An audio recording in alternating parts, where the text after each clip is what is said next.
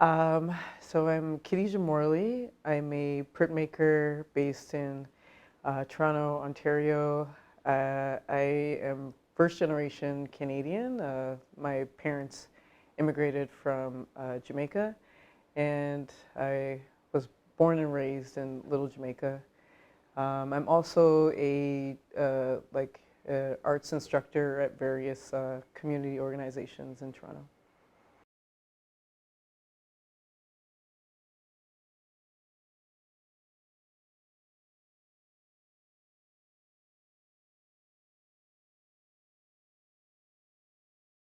So as a printmaker, I mostly focus on like carving these days. So like lino cut and woodblock carvings.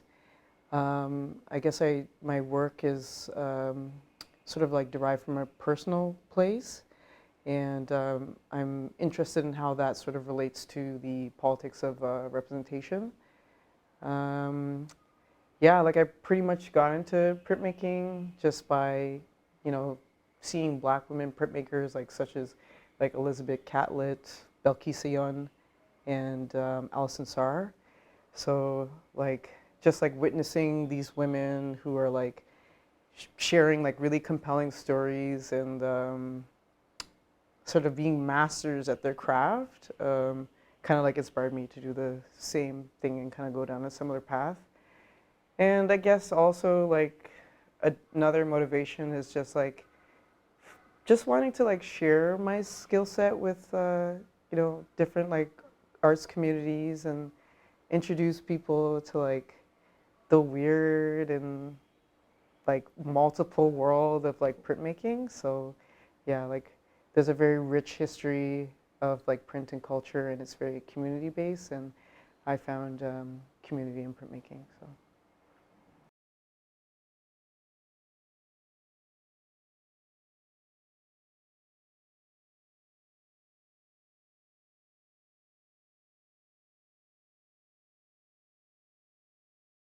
I think like my work relates to power in a emotional sense.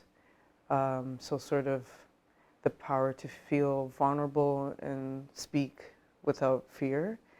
I think when we think of power, it's kind of like in terms of like being in control, rationality, and sort of like repressing your feelings.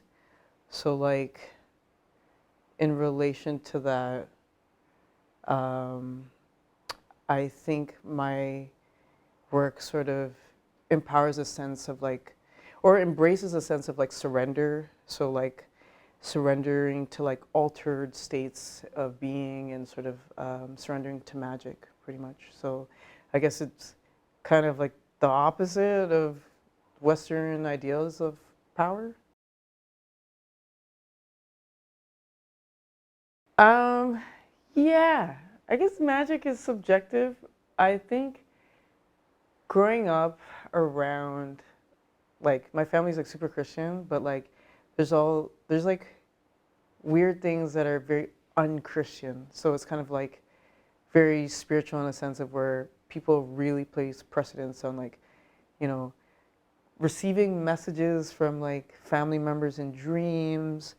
So for lack of a better term, I'd say like superstition. Like obviously there's better ways to say that, but like um, it's a worldview um, that kind of embraces, um, I guess, the unknown and like working with whatever's out there and trusting it, and it somehow sends you messages, and it's tapping into, I guess, a frequency, right? Like magic is like a frequency, you know? Yeah.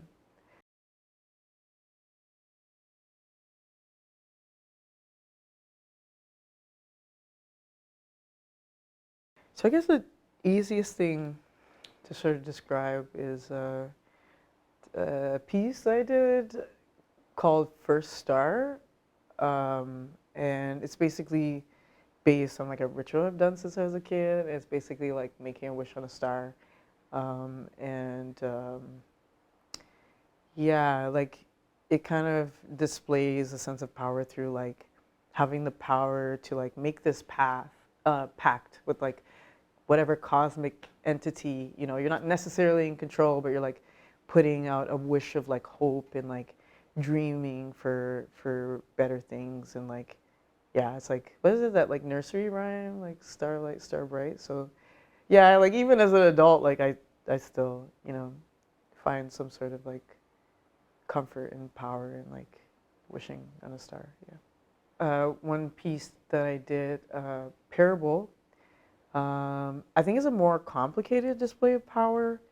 It was based, like I kind of did it while I was reading Parable of the Sower by Octavia Butler, and it's more like apocalyptic, but it's like this woman on the other side of a fence, and there's like all this fire and smoke going on. And I think it's like kind of a depiction of like the choice of power. You know what I mean? It's like there's all these things going on, and it's like, do you have the power to sort of make, I guess, the right decision?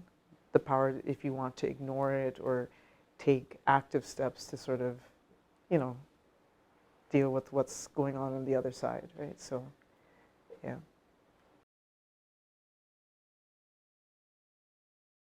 Kevin Kwashi's writings on Black interiority and quiet are like prevalent a lot in like my practice, and it's sort of like an idea around like Black interiority is very private, and it's sort of sovereign from like public discourse, because you know, our identities are sort of like tethered to a publicness.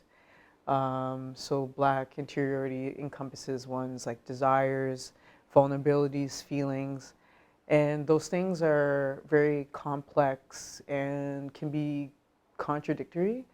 Like contradictory in a sense where it doesn't, excuse me, it doesn't fulfill the racial imaginary that's kind of placed on Black identities. So I think, I guess like in the West, we tend to place like precedence on, you know, extroversion. You know, that's kind of like people who are extroverted, it's like the truth of power and who you are. But there's a lot of power in quiet. There's ways to resist quietly, you know, but not silence or withholding. It's just a sort of inward expression.